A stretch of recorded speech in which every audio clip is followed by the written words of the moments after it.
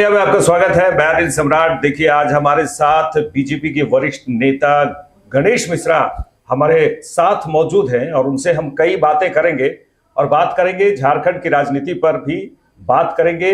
आपको दिल्ली की राजनीति में जिस तरह से दिल्ली में वोटिंग हुआ, मतदान हुआ और उसके बाद क्या 8 तारीख को किसकी सरकार बनेगी उसकी भी बात करेंगे।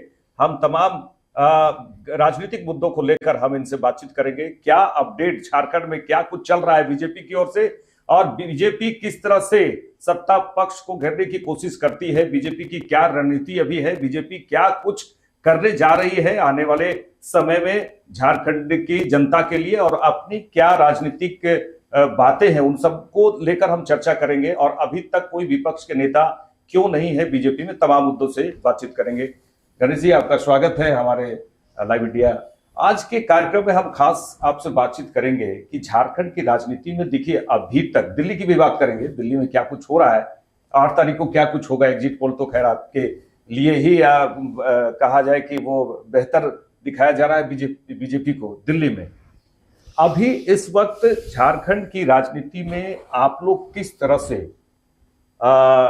जो सीएम हेमंत सोरेन है उनके कार्य कर रहे हैं, वो लगातार कहते हैं कि हर मंच से कहते हैं कि हम बहुत ही बेहतर कर रहे हैं जनता के लिए। आप लोग क्या लगता है, वो जनता के लिए वो बेहतर कर रहे हैं या फिर कहीं आप लोग उसको घेरने की तैयारी में अभी हैं, कुछ मूड में है? देखिए, ये सरकार अभी बने हुए जी मुश्किल से 2-2.5 महीने का हुआ है और कोई भी सरकार जब बनती है और चुनाव से पहले वो कुछ घोषणाएं करती है, उन घोषणाओं के आधार पर जनता उन्हें मतदान करती है उनके लिए। अभी हम उसी बात का इंतजार कर रहे हैं कि जो घोषणा हेमंत सोरेन की सरकार ने और उनकी पार्टी ने झारखंड की जनता के बीच में किया था, वो घोषणा का वो कितना अंश लागू कर पाते हैं जो जनता के हित में है और राज्य के हित में है।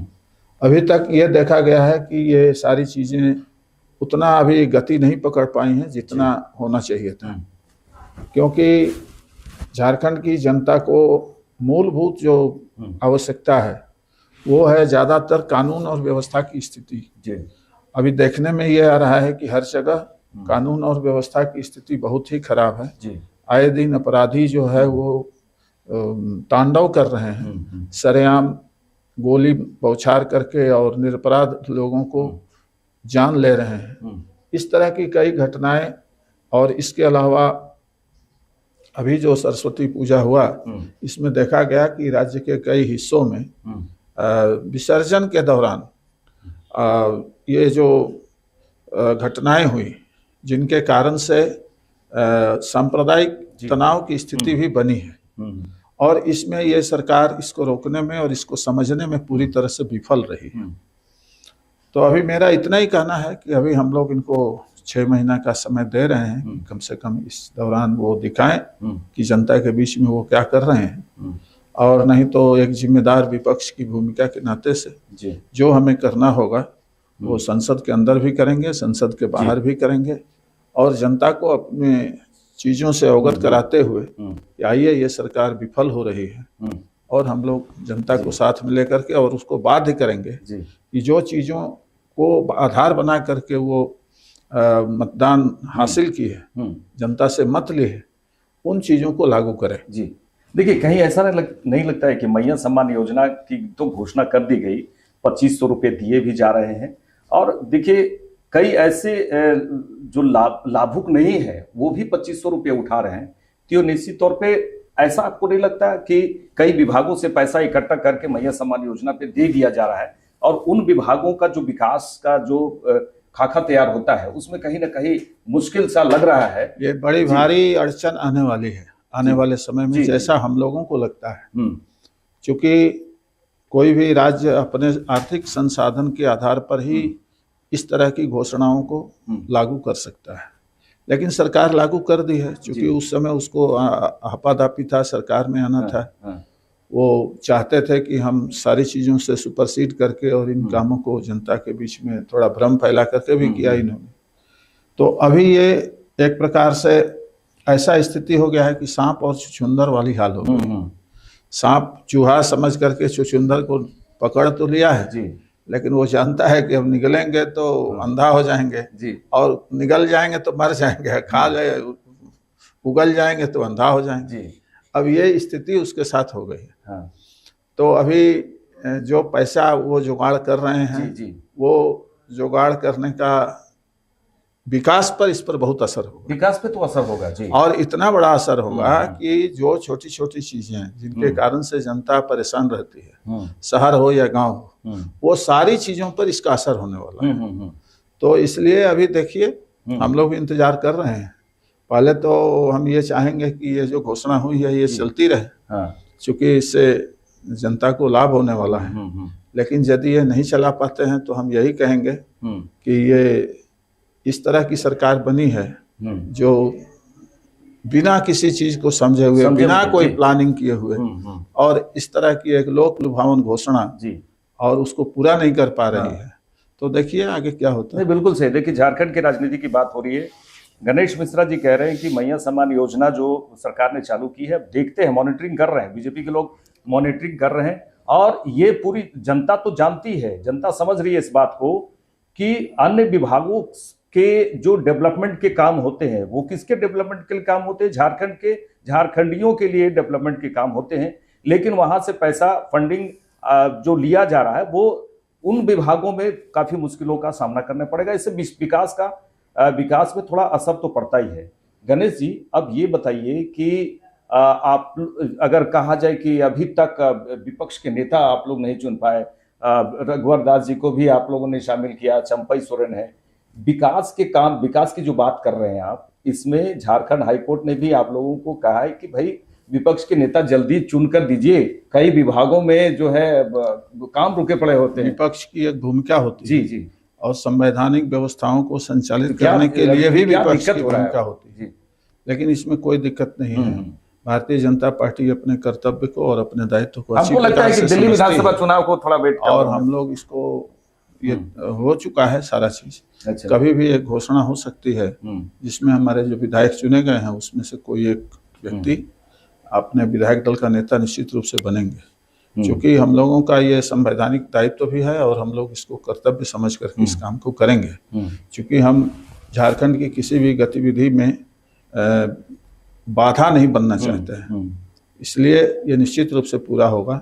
और हम एक जिम्मेवार राजनीतिक दल के लोग हैं तो हम अपनी जिम्मेवारी को अच्छी तरह से समझते हैं। अब देखिए उड़ीसा के पूर्व राज्यपाल रघुवर दास और यहाँ के पूर्व मुख्यमंत्री रघुवर दास को जो आपने शामिल किया, तो अभी तक क्लियर वहां भी नहीं हुआ। लगा था कि कोई बड़े पद में से सुशोभित किया जाएगा, लेकिन अभी क्या, अभी पूरी तरह से रुका हुआ है मामला।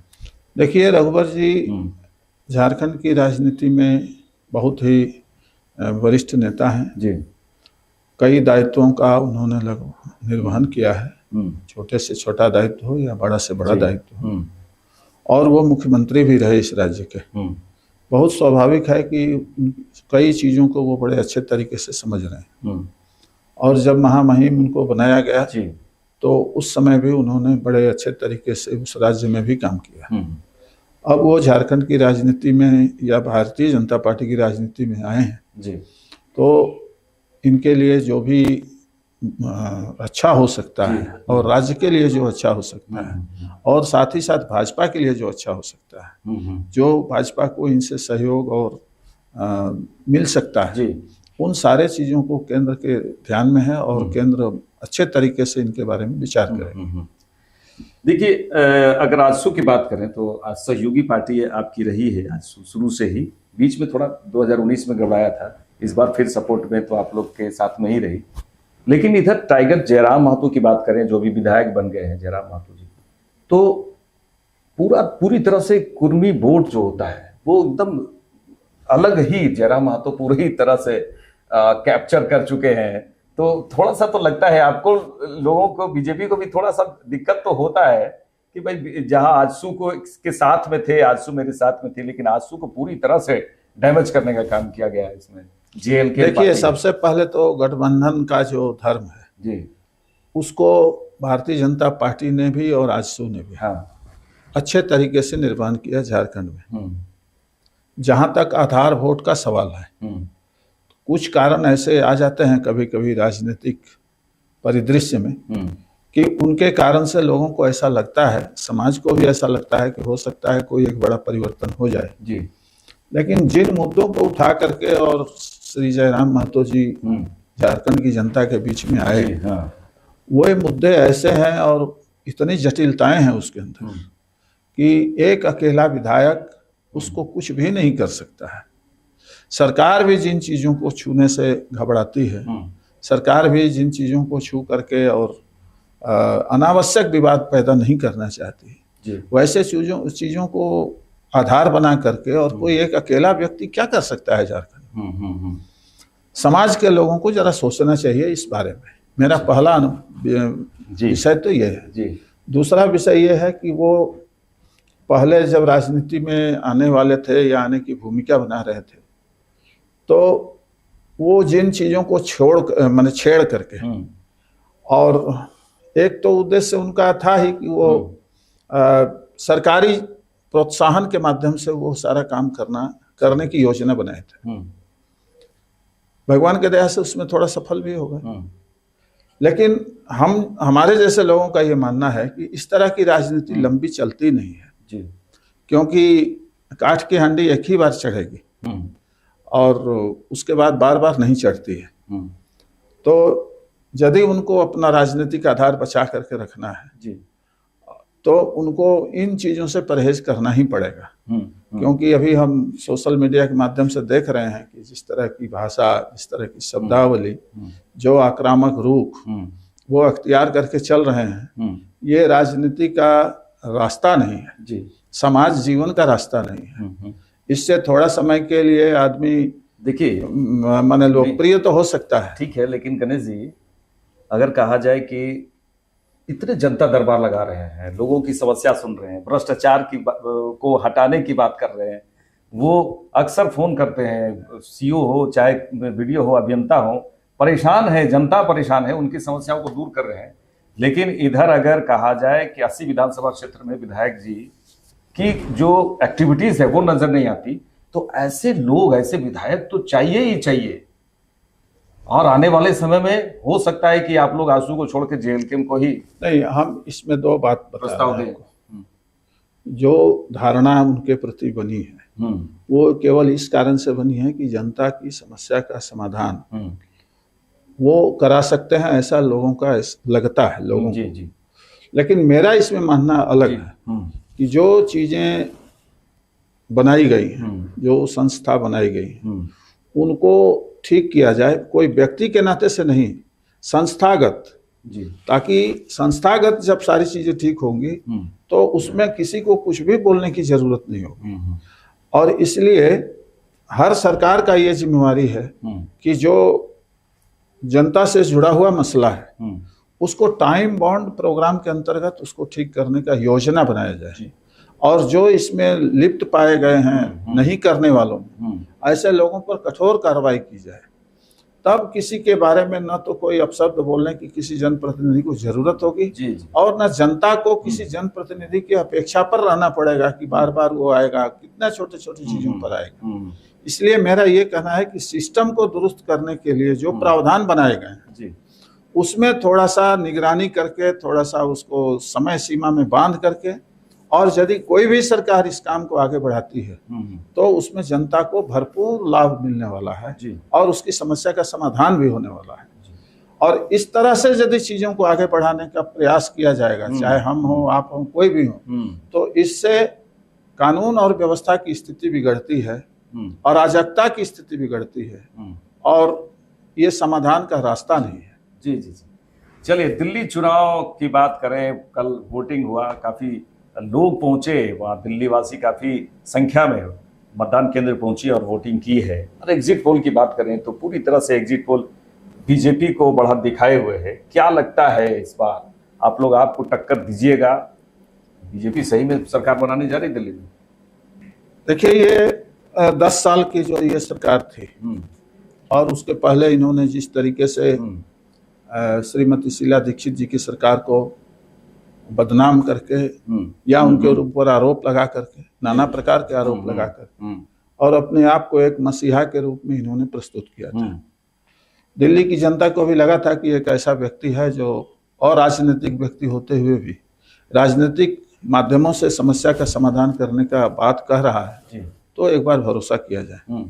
पहला 5 साल उनका जो दिया गया उसमें वो फिर से बोले कि एक बार और मौका दीजिए हमको, और इस तरह से 10 साल वो लगातार शासन में रहे।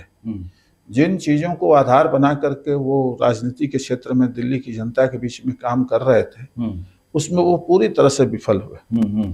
और कहा तो ये जाए कि यदि अतिशयोक्ति नहीं हो तो जो आंदोलनकारी को जितने लोगों को ये जोड़े थे उस माध्यम से, उन सारे लोगों ने धीरे धीरे उनसे किनारा किया। और सबसे बड़ी बात तो ये है कि हम लोगों के जो श्री अन्ना हजारे जी हैं, उन्होंने खुलेआम इस बात को मतलब जनता के बीच में अपील किया कि साहब आप जो है इस तरह के व्यक्ति को वोट न दें, क्योंकि ये ऐसे स्वभाव वाले व्यक्ति हैं जो बोलते कुछ हैं और करते कुछ हैं। तो इस बात से जनता वहां पर केजरीवाल जी के प्रति काफी सजग हो गई थी, और कुछ ऐसी चीजें आ गई सामने जिसमें इनको और इनके पूरे मंत्रिमंडल को जेल जाना पड़ा। कई ऐसे मैंने आए विषय जिसको ये मंत्री बनाया, हम सबको पहले ही पता है कि वो 2 नंबर का सर्टिफिकेट बनाए हुए था और उसके कारण से उसको जेल जाना पड़ा था। फिर परिवहन मंत्री को जेल जाना पड़ा। अन्य कई तरीके के जो मंत्री थे अपने अपने विभागों में, वो जिस तरीके से विभागों में हट करके काम किए उसके कारण से उनको जेल जाना पड़ा। तो हम ये देख रहे हैं कि कई ऐसी चीज़ें जो जनता को नहीं पच रही है, तो उसके कारण से इनके प्रति एंटी इनकम्बेंसी जबरदस्त हुआ। जी। और लोक लुभावन बहुत सी चीजों को ये करने का कोशिश किए जिससे जनता टर्न अप हो। लेकिन इनके ऊपर लोगों का भरोसा खत्म हो चुका था। क्योंकि आप पार्टी की सरकार वहां पंजाब में भी है, और पंजाब में भी केवल बड़े बड़े विज्ञापन, टीवी में बड़े बड़े विज्ञापन जिस तरीके से आ रहे हैं, और उसमें धरातल पर कुछ नहीं है, सारी चीजें जो है विज्ञापन के माध्यम से केवल प्रसारित हो रही हैं। अच्छा। तो दिल्ली की जनता प्रबुद्ध है, कहीं कहीं से लोग आकर के बसे हैं। उन सारे लोगों को पता है कि उस समय की चीजें और आज की चीजों में कितना बड़ा अंतर आया है। दिल्ली का जो लुटियन जोन छोड़ दिया जाए, थोड़ा सा और आसपास के रेडियस को छोड़ दिया जाए, तो आप दिल्ली रहने लायक नहीं है, एकदम नरक से बदतर दिल्ली है। अब वहाँ के लोग इस बात को रोज झेल रहे हैं और वो महसूस भी कर रहे हैं कि इस तरह से ये व्यवस्था के तहत ये काम नहीं चल सकता है। तो इसलिए वहाँ उन लोगों ने महसूस किया है कि डबल इंजन की सरकार जैसे चारों तरफ है, वहाँ दिल्ली में भी रहेगी, तो उनकी समस्याओं का समाधान अच्छा से होगा। देखिए, आप पार्टी के द्वारा शराब नीति बनाना, फिर शराब नीति वापस लाना, यमुना नदी और उसके बाद शीश महल, चारों तरफ से आप लोगों ने कोशिश की कि पूरी तरह से घेरेंगे, और वो घिरते हुए भी नजर आए। और जिस तरह से जो एग्जिट पोल आ रहा है वो निश्चित रूप से बीजेपी की तो बढ़त होने जा रही है, लेकिन एग्जिट पोल पे आप कितना भरोसा करते हैं? क्योंकि झारखंड की बात करें तो झारखंड में पूरी तरह से हम एग्जिट पोल की बात नहीं कर रहे हैं जी। एग्जिट पोल वाले अपने तरीके से काम कर रहे हैं, अपना ये लग रहा है। नहीं, मेरा ये कहना है कि एग्जिट पोल वाले अपने तरीके से काम कर रहे हैं, और मतदाताओं का जो रुझान होता है उसके अनुसार वो अपना मत व्यक्त करते हैं। मेरा तो सिर्फ धरातल पर यह कहना है कि जिस जमुना जी की बात आप कर रहे थे, उस जमुना में यदि हरियाणा में जहर मिलाया जा रहा है तो दिल्ली कहाँ उस जहर से मुक्ति दिला पा रहा है। बात तो ये था, जिस शीला दीक्षित के आवास को उसमें नाना प्रकार के आरोप लगा करके और उनको एक प्रकार से बदनाम करने की कोशिश इनके द्वारा की गई, और खुद जब ये इसमें आए तो इस सिस्टम में कितना ज्यादा ढल गए। वो परिस्थिति कौन सी थी जिसमें ये आरोप लगा रहे थे, और आज की परिस्थिति कौन सी है कि इसमें ये इस तरीके का काम कर रहे हैं। तो ये जनता तो देख रही है ना। इसके अलावा इन सारे चीजों पर, शराब नीति की जैसे आपने बात की, अब शराब की दुकान यदि स्कूल के सामने खुल जाए, देवालय के सामने खुल जाए, तो जनता तो भाई इन सारी चीजों को देख रही है ना। तो बस कथनी और करने का बात है, और कुछ नहीं। लेकिन कैंपेनिंग की बात की जाए, आप लोग ने प्रचार प्रसार पूरी तरह से, पूरा दिल्ली को कहा जाए कि पूरी तरह से मतलब जीतने की पूरी तरह से कोशिश कर डाली है इस बात को। चाहे देखिए, लड़ाई जो होती है ना जी, लड़ाई हमेशा जीतने के लिए ही लड़ा जाता है। जी। और यदि कोई जीतने के लिए नहीं लड़े तो उसे लड़ाई से बाहर ही रहना चाहिए। जी जी। तो भारतीय जनता पार्टी छोटी से छोटी लड़ाई हो या बड़ी से बड़ी लड़ाई हो, हम लोग हमेशा जीतने के लिए ही लड़ते हैं। देखिए, दिल्ली की चर्चा हो रही है तो किसी ने कहा था इसी चुनाव से पहले ही कि आप पार्टी जो है वो जमीन पर है, बीजेपी बीच में है, बीजेपी बीच में है और कांग्रेस तो हवा में है। तो क्या लगता है वो सही है? किसी ने कहा है? देखिए, आम आदमी पार्टी का कहीं कोई बड़ा जमीन दिखाई नहीं दे रहा था। भारतीय जनता पार्टी चूंकि लंबे समय से सत्ता में नहीं है, इसलिए बाहर के लोगों को ऐसा लग रहा था कि ये पता नहीं उतना अचीव कर पाएंगे कि नहीं कर पाएंगे। लेकिन जो उस व्यवस्था से जुड़े हुए हमारे कार्यकर्ता हैं, उनके अंदर इतना आत्मविश्वास था, जो हमारे नेता हैं उनको अपने कैंपेनिंग पर इतना भरोसा था, और केजरीवाल जी की जो विरोधाभासी नीति थी उसके विफलता पर इतनी बातें हो रही थी कि हमको लग रहा था कि हम लोगों को ये चुनाव अच्छे से लड़ना चाहिए और हम लोग इस चुनाव को जीत जाएंगे। देखिए, दिल्ली विधानसभा की बात हो रही है, दर्शकों को बता दें कि ये सबको पता है कि मुस्लिम वोट जो है वो बीजेपी की ओर नहीं आ पाती है, लेकिन दिल्ली में एक बड़े नेता रशीदी हैं, जो मुस्लिम नेता हैं, उन्होंने कहा है कि पहली बार उन्होंने बीजेपी को वोट किया है, और वो ये भी कह रहे हैं कि मेरे कहने से कुछ नहीं होगा, लेकिन मैंने पहली बार बीजेपी को वोट किया है और बीजेपी वो दिल दिखाए कि हम मुस्लिमों को वो गले लगाए। लग रहा है कि इस बार मुस्लिमों का भी वोट बीजेपी को ज्यादा पड़ा है। देखिए, मुस्लिम महिलाएं हैं इसमें। भारतीय जनता पार्टी की सरकार कभी भी कोई ऐसा काम नहीं करती है जिससे सारे लोगों का भला ना हो, सबका भला हो। ये हम काम करते हैं जी, और हम चाहते हैं कि उसमें सबका साथ मिले जी, हाँ, सबको भरोसा जगे, सबका विश्वास हो। तो इसीलिए मोदी जी ने ये एक मंत्र भी दिया था और हम लोग उसी आधार पर काम भी करते हैं। अब जिन लोगों को अविश्वास है भारतीय जनता पार्टी की नीतियों पर, सब उससे ज्यादा मेरा ये कहना है कि वो दूसरे के भड़कामों में न आए जी। हमारा अवलोकन यदि उनको करना है तो वो दूसरे के नजर से हमको न देखें, अपनी नजर से हमको देखें। अपनी नजर से जब वो हमारा मूल्यांकन करेंगे तो हमें पूरा भरोसा है कि वो भारतीय जनता पार्टी के साथ ही रहेंगे जी।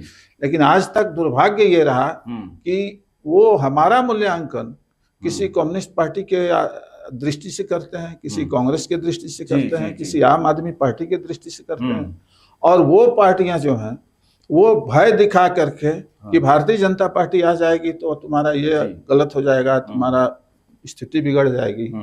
और इसका उल्टा हर समय ये दिखाई दिया है कि कभी भी कोई भी कहीं भी हम यदि शासन में रहे हैं तो इस तरह की कोई बातें नहीं हुई।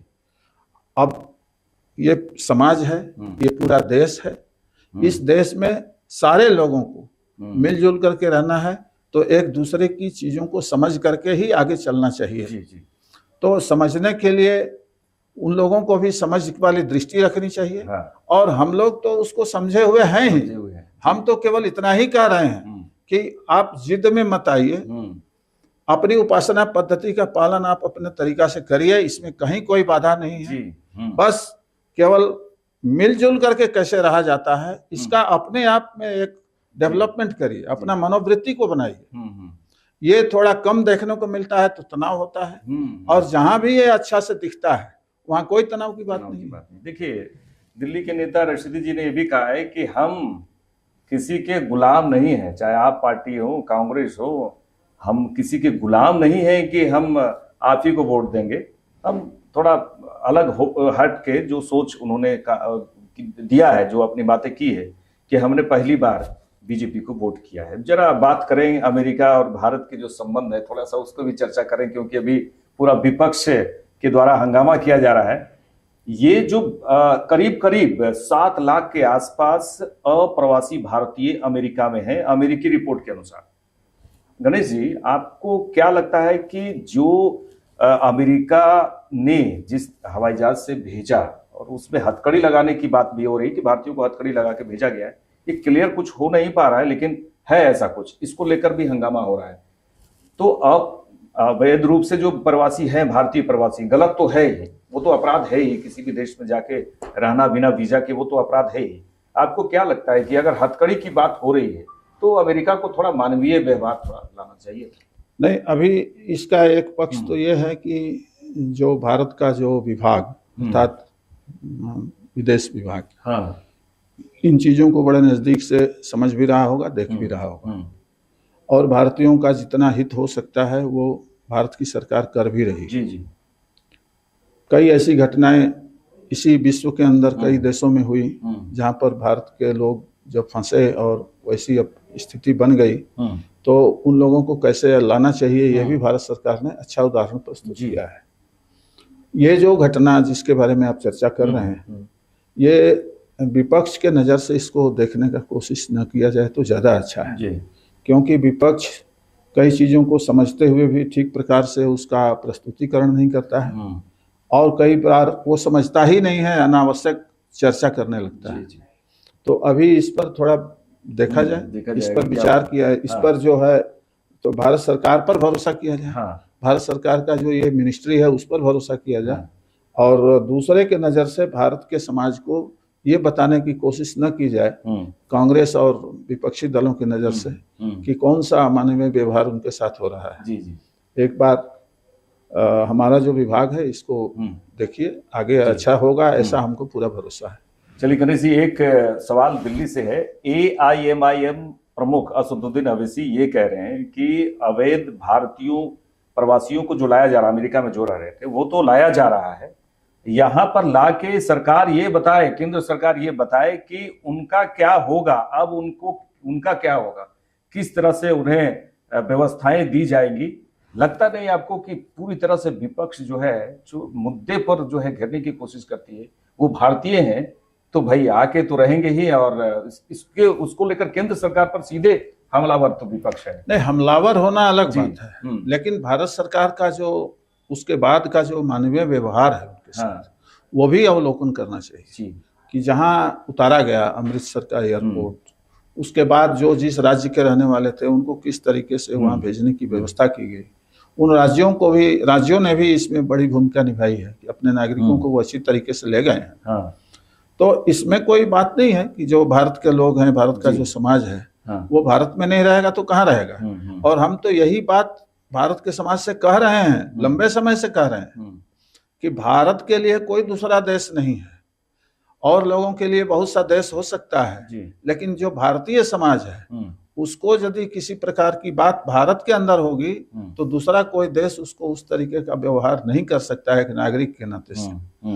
तो ये बात हम यही बार बार कह रहे हैं कि भारत को मजबूत किया जाए, भारत में एक साथ रहा जाए, भारत की चीजों को समझते हुए, और भारत में जो भी रहने वाले लोग हैं वो भारत के साथ ठीक प्रकार से व्यवहार करें, और जो भारतीय लोग और प्रवासी के तरीके से कहीं रह रहे हैं और किसी प्रकार का कोई फॉल्ट है तो वो वहाँ की सरकार के हिसाब से जो भी उनके साथ बर्ताव किया जा रहा है, लेकिन भारत में उनके साथ अच्छा बर्ताव होगा, ये हम उनको भरोसा दिलाते हैं। नहीं, बिल्कुल सही है। और दूसरी बात यह है कि जो जिनके लिए धर्म के आधार पर कोई भेदभाव होता है या उस तरह की कोई भी बात होती है, तो हम सबको पता है कि भारत सरकार ने वैसे लोगों के लिए भी एक ऐसा कानून बना दिया है कि वो यदि उस भेदभाव के आधार पर भारत में आकर के रहना चाहते हैं या रह रहे हैं तो उनको उस कानून के आधार पर उनको संरक्षण दिया जा रहा है। ये एक अलग बात है। लेकिन जो अभी करंट में चल रहा है उसकी चर्चा जो हम लोगों ने आपसे किया है वो एक अलग प्रकार की बात है, जिसमें भारत सरकार का जो मिनिस्ट्री है वो अच्छे से उन चीजों को देख रहा है। ये हुई अमेरिका की बात, और भारत और अमेरिका के संबंधों की बात, और किस तरह से वहां से अवैध रूप से जो प्रवासी रह रहे थे वहां यहाँ। अगर यहाँ पर कहा जाए कि झारखंड विधानसभा चुनाव जब हो रहे थे उस समय आप लोगों ने, असम के मुख्यमंत्री हिमंता बिस्वा शर्मा ने पूरी तरह से यह कहा कि बांग्लादेशी घुसपैठियों को हम भगाएंगे, हटाएंगे, तो वो नीति आप लोगों की ठंडी पड़ गई लग रहा है। तो कुछ तो ऐसा हलचल नहीं लग रहा है, या फिर चुनाव के समय ही ये सब था? नहीं, मैं आपको ये कह रहा हूँ कि ये समस्या केवल झारखंड में नहीं है, ये पूरे देश में बांग्लादेशी घुसपैठियों की समस्या, और इस पर एक कई राज्यों के सरकारों के आधार पर कुछ काम इस बारे में हो भी रहा है। डॉक्यूमेंट्स जो बनाने वाली एजेंसी है जो डॉक्यूमेंट्स बना दे रही है, उसमें कई प्रकार के ऐसे लोग हैं जो हमारे आप जैसे लोग ही हैं जो थोड़ा थोड़ा लालच में इन सारी चीजों को कर रहे हैं।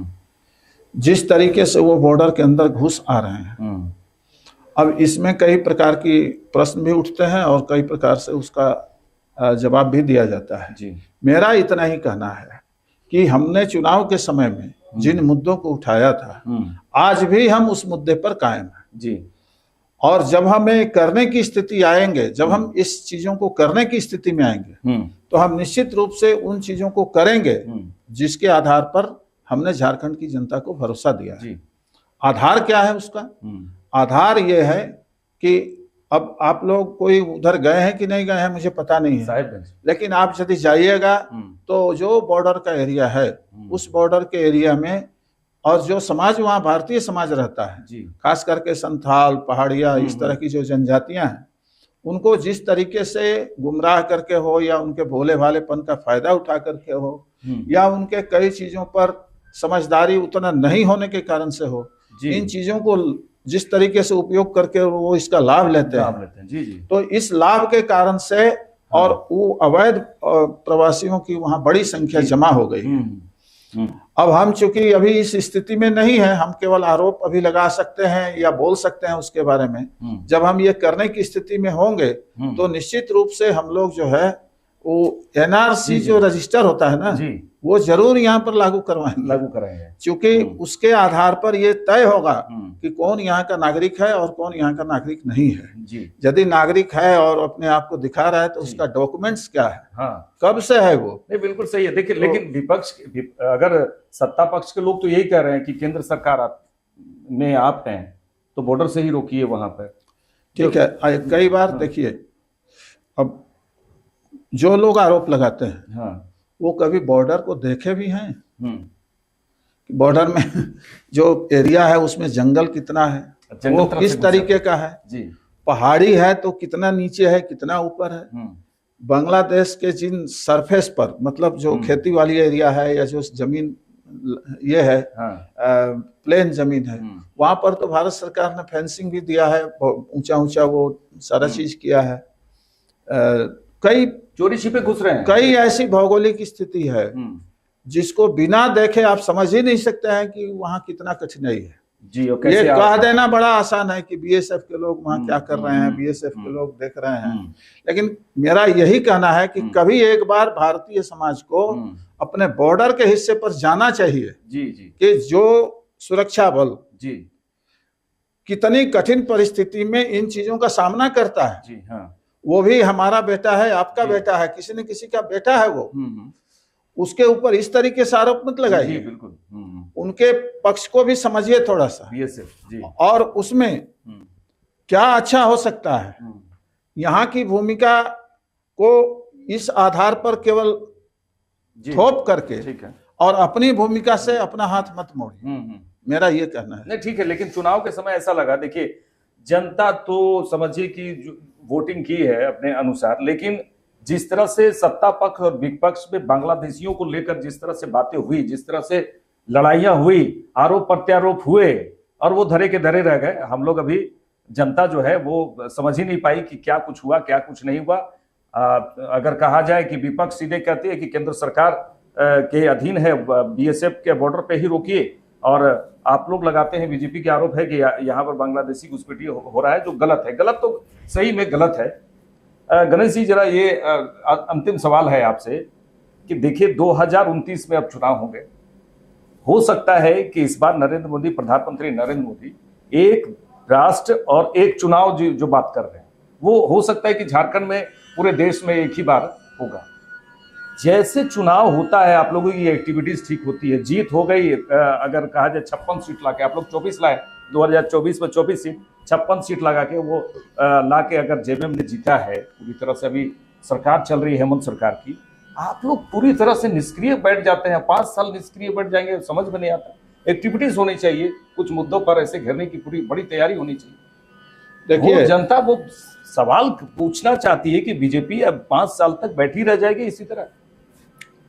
हमने पहले कहा कि हम इस सरकार को थोड़ा समय दिए हैं। जी, अच्छा, समय दे रहे हैं और समय दिए हैं कि सरकार इन चीजों को संभाले। सरकार से नहीं संभलेगा तो निश्चित रूप से हमारी जो भूमिका होगी वो हम करेंगे। बांग्लादेशी घुसपैठी वो सरकार क्या कर रही है? कुछ नहीं कर रही। नहीं जी, वो सरकार कुछ करेगी भी नहीं। हाँ, क्योंकि वो तुष्टीकरण के आधार पर जी वो अपने वोट बैंक को मजबूत करेगी पहले, बाद में इस तरह के कामों को वो आधार बनाएगी। जी, मेरा सिर्फ इतना ही कहना है कि हमें एक बार पूर्ण बहुमत के साथ झारखंड की जनता ने काम करने का मौका दिया था, हाँ, जी। और उसमें हम विकास की दृष्टि से इतिहास बनाने का काम भी झारखंड के लिए हमने किया है, हमारी सरकार ने किया है। थोड़ा सा यदि इसी के साथ झारखंड जब बना तो शेष 2 राज्यों को भी यदि हम अवलोकन करें तो वहां की राजनीतिक स्थिरता के कारण जितना विकास उन लोगों ने किया और कई प्रकार की समस्याओं का अस्थायी समाधान किया, आज तक हम इस निष्कर्ष पर झारखंड में नहीं पहुंच सके कि हम झारखंड में जो नागरिकता का पैमाना तय करेंगे वो रघुवर जी जो तय कर दिए हैं वो वही चलेगा कि उसके आगे कुछ सोचेंगे या उसके बाद कुछ सोचेंगे, क्या करेंगे, ये सरकार अभी तय नहीं कर पाई। और इसके कारण से आपको बताते हैं कि यहाँ की बेरोजगारों के बीच में एक भारी निराशा है कि सरकार इस तरह की यदि नीति से निकल नहीं पाएगी तो रोजगार की जो समस्या है उसका समाधान कैसे हो पाएगा। तो इस तरह से अभी ये एक असमंजस में पड़ा हुआ राज्य है। जो नौजवान है वो भी उबल रहे हैं। कोई भी ऐसा परीक्षा आज तक अभी नहीं हुआ है, आगे क्या होगा हम नहीं कह सकते हैं, लेकिन जो नीति है उसके आधार पर तो ये लग रहा है कि वो भी ऐसे ही अंधेर गर्दी में जाने वाला है। कोई भी ऐसा परीक्षा ठीक प्रकार से अभी तक सफल नहीं हुआ है। तो राज्य की जो बेरोजगार नौजवान है वो नौजवान बेचारा अभी इस प्रत्याशा में है कि बड़ी भारी भूल हो गई है, अब इसको सुधारा कैसे जाए। लेकिन उनके जीवन से ये जो 10 साल का समय निकल चुका है वो उनके जीवन में आने वाला नहीं है। जी बिल्कुल। तो अब जो है आने वाली पीढ़ी के लिए हम कौन सा चीज अच्छा कर सकते हैं इसके बारे में सरकार को भी सोचना चाहिए। और विपक्ष में हम हैं तो हम भी जरूर इस बात को सोचेंगे। अच्छा, ये जो अभी सत्र शुरू होने वाला है, दूसरा सत्र 24 फरवरी से 27 फरवरी, इसमें क्या कुछ आप लोग किस मुद्दे को उठाएंगे जल्दी से? ये क्या देखिए, ये जो सत्र है ये सत्र तो बजट सत्र होगा। जी। लेकिन हमारा निश्चित रूप से पहला तो कर्तव्य है कि हम सरकार को सहयोग करें कि इन चीजों को आगे बढ़ाओ। यदि वो इसमें विफल होते हैं और जो चीज हम देख रहे हैं अभी ये इसको आंख बंद करके हम देख नहीं सकते। कानून और व्यवस्था बिगड़ी हुई है, सारा चीज खराब है जी। जो विकास है वो चारों तरफ बाधित है।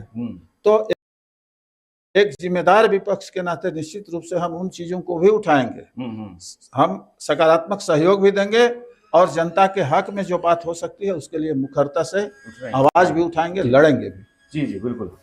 देखिए, हमारे साथ तमाम मुद्दों को लेकर झारखंड विधानसभा चुनाव और अभी वर्तमान में क्या अपडेट है, बीजेपी क्या कुछ कर रही है, उसको लेकर दिल्ली विधानसभा चुनाव में किस तरह से आप एग्जिट पोल की भी बात की, किस तरह से एग्जिट पोल बीजेपी को वहां पर ज्यादा सीटें दिखा रही है और उसके बाद दिल्ली में 8 फरवरी को ही पता चलेगा क्या कुछ होगा। अमेरिका भारत के संबंध में भी अभी बात की है, अवैध प्रवासियों को जिस तरह से भेजा गया उसको लेकर विपक्ष ज्यादातर हमलावर है। गणेश मिश्रा जी, आप बहुत ही अच्छा सब कुछ बात किए, आपका बहुत बहुत धन्यवाद, आपने समय निकाला। और देखिए, जनता को ये बता दें, दर्शकों को ये बता दें कि तमाम मुद्दों को लेकर हमने बातचीत की है। अब देखिए 2029 में तो चुनाव है, लेकिन विपक्ष पूरी तरह से एक्टिव है, एक्शन में है कि किस तरह से हम इस सरकार को थोड़ा समय दे रहे हैं। बीजेपी का कहना है कि सरकार को थोड़ा समय दे रहे हैं, लेकिन और ये भी उन्होंने कहा है कि गणेश जी ये भी कहते हुए कहे हैं कि आने वाले समय में हम कई गंभीर मुद्दों को भी उठाएंगे और उसके बाद सरकार अगर सही ढंग से काम नहीं कर रही है तो हम उसका विरोध भी करेंगे और लगातार जनता के हित के लिए हम आगे भी काम करते रहेंगे बीजेपी की ओर से, ये कहा गया है। देखते रहिए लाइव इंडिया। नमस्कार।